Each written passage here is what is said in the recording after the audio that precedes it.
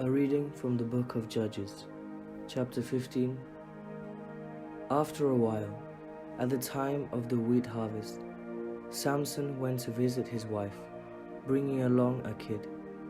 He said, "I want to go into my wife's room." But her father would not allow him to go in. Her father said, "I was sure that you had rejected her, so I gave her to your companion.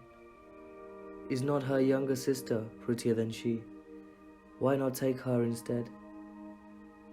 Samson said to them, "This time, when I do mischief to the Philistines, I will be without blame."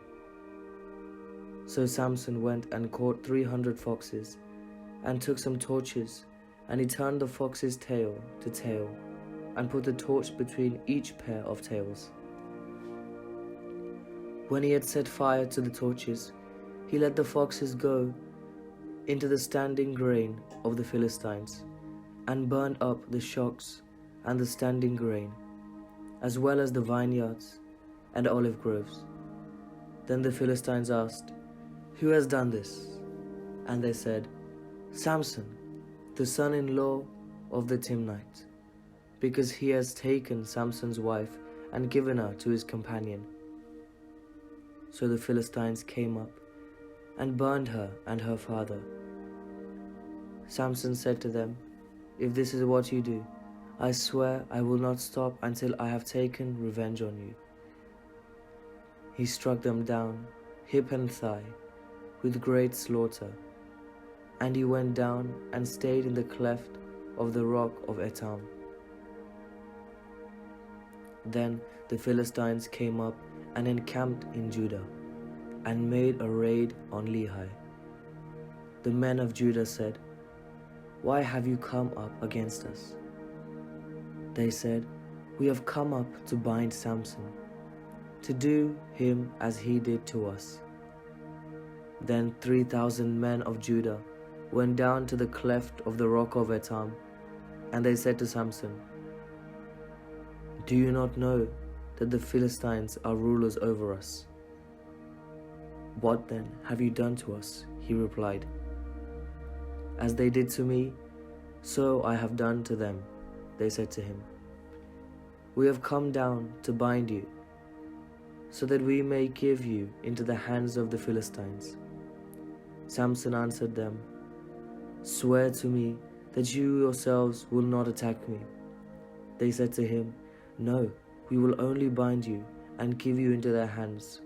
We will not kill you." So they bound him with 2 new ropes and brought him up from the rock. When he came to Lehi, the Philistines came shouting to meet him, and the Spirit of the Lord rushed on him. And the ropes that were on his arms became like flax that has caught fire, and his bonds melted off his hands.